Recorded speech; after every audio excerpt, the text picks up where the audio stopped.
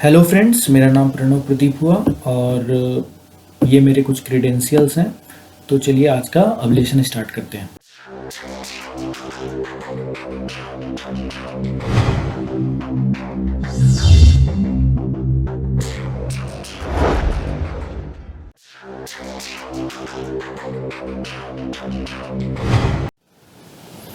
Hello friends, तो आज के क्लास में हम लोग वन वर्ड सब्स्टिट्यूशन क्लियर करेंगे, जो कि एसएससी के एग्ज़ाम के लिए बहुत ज़्यादा इम्पॉर्टेंट होता है।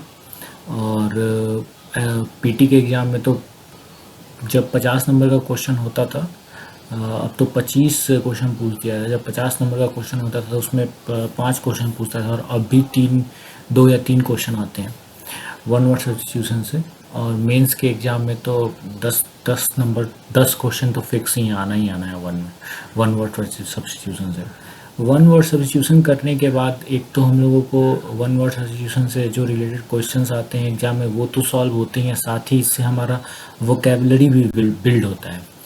तो अगर हम लोग इसको करें अच्छे से तो हम लोग का बहुत ही अच्छा वोकेबलरी के साथ साथ हमारा वन वर्ड सब्स्टिट्यूशन भी क्लियर होगा। तो चलिए शुरू करते हैं आज का अपना पहला क्लास। ओके, तो आज जो हमारा सबसे पहला क्वेश्चन आ रहा है वो है words written on a tomb. ये जितने भी क्वेश्चंस हैं वो प्रीवियस ईयर क्वेश्चन है एसएससी के, क्योंकि एसएससी बार बार रिपीट करती है प्रीवियस ईयर क्वेश्चन, इसलिए मैंने ये प्रीवियस ईयर क्वेश्चन का सेट बनाया है और इसी को हम लोग सॉल्व करेंगे। ओके, तो चलिए चलते हैं। पहला क्वेश्चन है वर्ड्स रिटन ऑन टॉम्ब। एक टॉम्ब पर लिखा हुआ जो वर्ड होता है कब्र पर, उसे हम क्या बोलते हैं? तो उसे हम लोग बोलते हैं हमारा एपीटैप। ओके, एपीटेट जो होता है वो एक एब्यूजिंग लैंग्वेज है। एपिग्राफ इंस्क्रिप्शन है, स्मृति लेख जिसको बोला जाता है हिंदी में। ओके, एंड सोलिलोक्यू एक स्वागत भाषण जो होता है, वेलकम स्पीच, उसे बोलते हैं। हमारा नेक्स्ट क्वेश्चन है स्टिल्दी डन, मतलब चोरी किया हुआ। तो सरप्चस ये एक ऐसा वर्ड है जिसका अर्थ होता है CRREPTITI, वो US सरप्चस का मतलब होता है चुराया हुआ। ओके, यहाँ पर जो डेवियस वर्ड है, निफेरियस है और विलेनियस, ये तीनों वर्ड का मतलब धूर्त होता है, बदमाश होता है, दुष्ट होता है।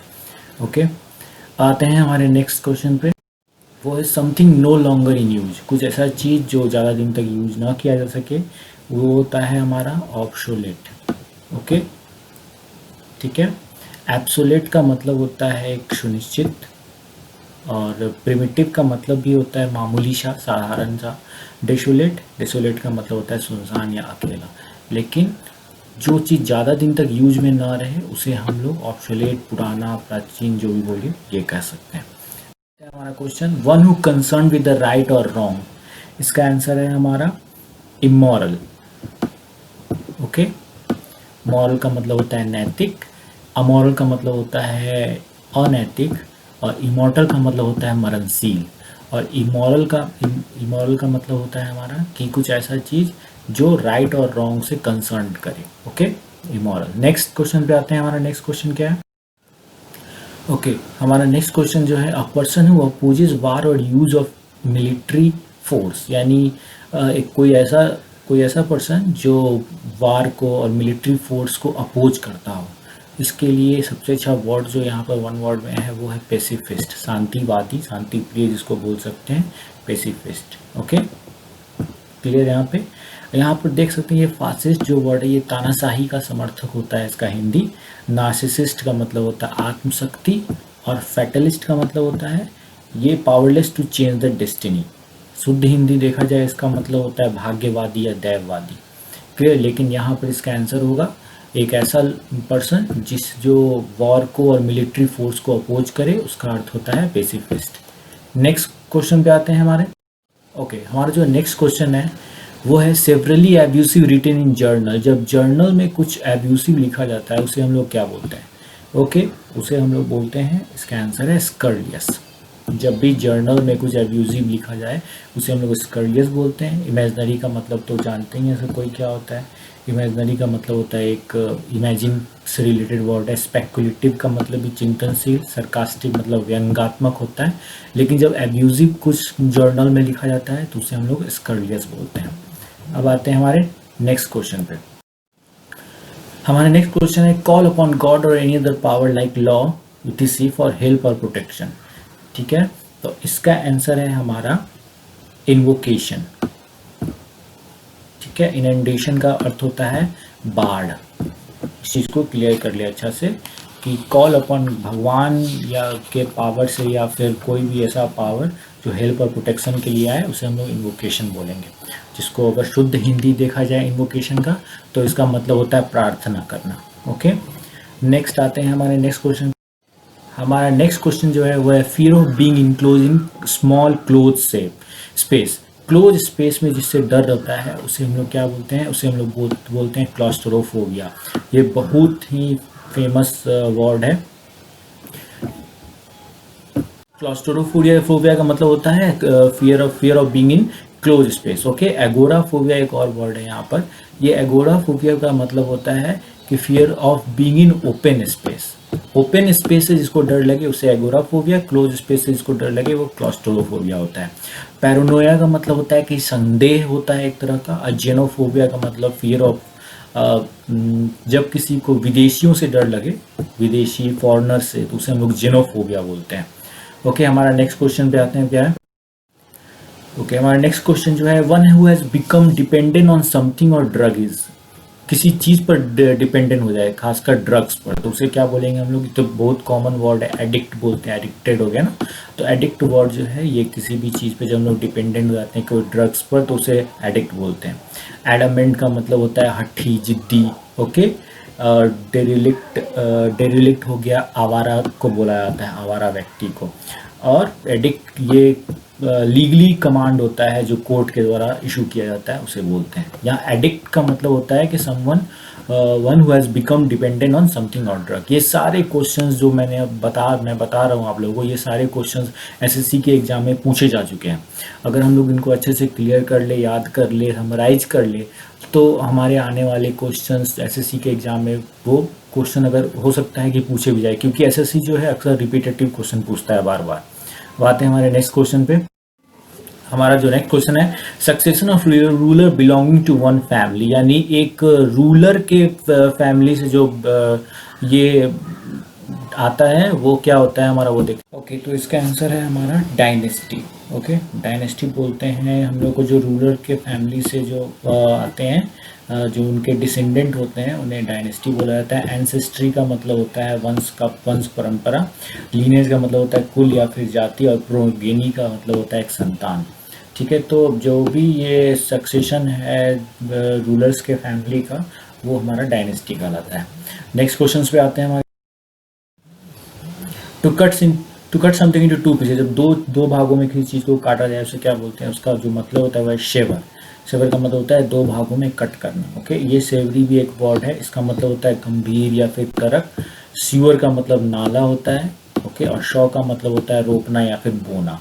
अब हम आते हैं नेक्स्ट क्वेश्चन पे। हमारा जो नेक्स्ट क्वेश्चन है वो है flat mental or porcelain plate fixed on a wall as an ornament or memorial.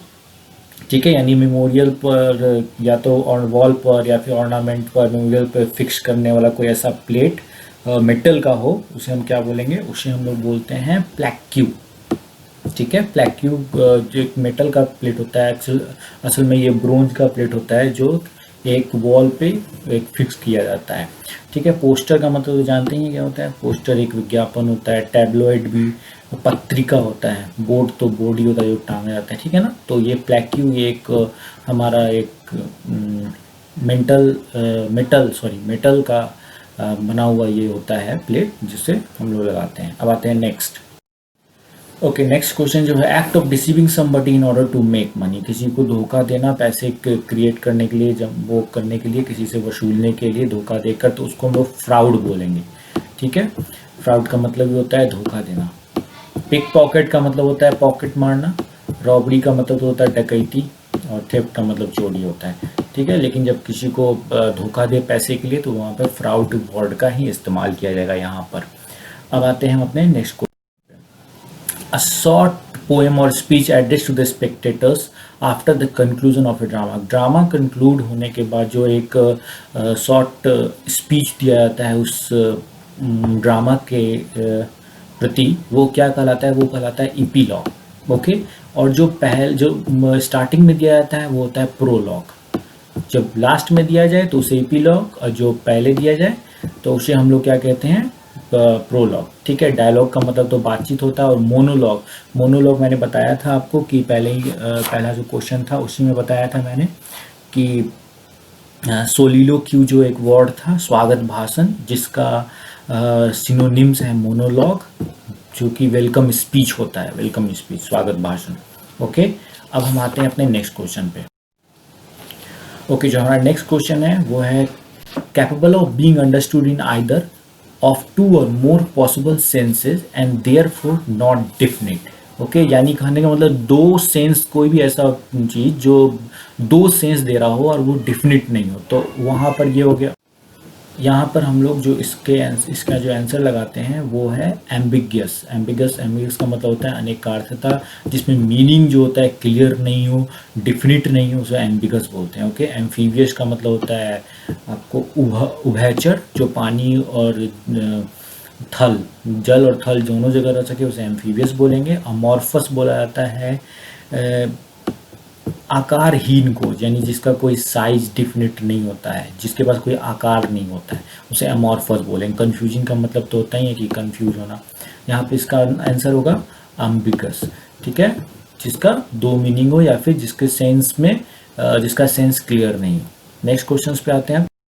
हमारा जो नेक्स्ट क्वेश्चन है, a person who is unable to pay his डेब्ट इज कॉल्ड इंसॉल्वेंट। एक ऐसा पर्सन जो अपना डेब्ट नहीं क्लियर कर सकता है, उसे इंसॉल्वेंट बोलते हैं। ठीक है, बहुत कॉमन वर्ड है, एसएससी में पूछा गया है एग्जाम में। ठीक है, नेक्स्ट क्वेश्चन पे आते हैं हमारा। A person coming to a foreign land to settle there. एक ऐसा फॉरेनर जो आ रहा है दूसरे देश से सेटल करने के लिए, उसे हम लोग क्या बोलेंगे, उसे हम लोग बोलते हैं इमिग्रेंट। ओके, अप्रवासी इसको बोला जाता है। यहाँ पर इमिग्रेंट जो है ना, ये भी अप्रवासी ही होता है, लेकिन इन दोनों में अंतर क्या है, ये वाला जो इमिग्रेंट है इसमें मूव होता है पर्सन, यानी एक जगह से दूसरी जगह, एक कंट्री टू दूसरी कंट्री रहने के लिए आता है। और ये वाला जो इमिग्रेंट है EMIGRANT, इसमें क्या होता है, एक कंट्री लीव करके दूसरे कंट्री में जाता है रहने के लिए। ओके, अब आते हैं नेक्स्ट क्वेश्चन पे। नेक्स्ट क्वेश्चन है something capable of being done.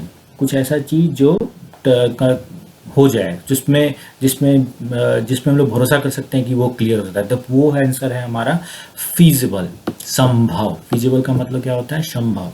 ठीक है, तो इसका आंसर है फीजिबल। नेक्स्ट क्वेश्चन आते हैं, one who knows many language. जो ऐसा पर्सन जो बहुत सारी लैंग्वेजों को जानता है, उससे हम लोग पोलीग्लॉट बोलते हैं। ओके, लिंग्विस्टिक, इसका मतलब भी बहुत सारे लैंग्वेज में जानने वाले को ही कहा जाता है। लेकिन इन दोनों में डिफरेंसेस क्या है कि लिंग्विस्टिक का अगर आप सीधे डिक्शनरी लेवल पर अगर इसका डेफिनेशन देखिएगा तो इसका मतलब निकलता है one who has studies the science of languages, यानी जो लैंग्वेज के साइंस को पढ़ा हो, जानता हो, उसे लिंग्विस्ट बोलते हैं। पॉलीग्लॉट का सीधे डिक्शनरी में हम लोग को आंसर मिलता है कि वन हु स्पीक, रीड और राइट मेनी लैंग्वेज। ठीक है, तो इसीलिए इसके अनुसार डिक्शनरी के अनुसार, और आंसर भी सही है पॉलीग्लॉट, एग्जाम में पूछा हुआ था, इसका सही आंसर की में पॉलीग्लॉट दिया हुआ था। ओके फ्रेंड्स, तो अभी के लिए फ़िलहाल हम इतना ही छोड़ रहे हैं। अगर आपको पसंद आएगा तो कृपया करके इसे लाइक करो। ये बहुत ज़्यादा इम्पॉर्टेंट सेक्टर है one word substitution SSC exam के पॉइंट ऑफ व्यू से। तो कृपया करके आप लोग इसे देखें, शेयर करें अपने दोस्तों के साथ, और अगर अच्छा लगे तो लाइक करें। मैं आने वाले टाइम में और भी इससे सीरीज़ डालने वाला हूँ, और साथ में नाउन, प्रोनाउन, वर्ब के भी मैंने सीरीज डाला है। Noun related, pronoun related error डाला हुआ है, एडजेक्टिव भी आने वाला है अब। तो कृपया करके मेरे चैनल को सब्सक्राइब करें और भी अपडेट्स के लिए। फ़िलहाल अभी के लिए थैंक यू सो मच।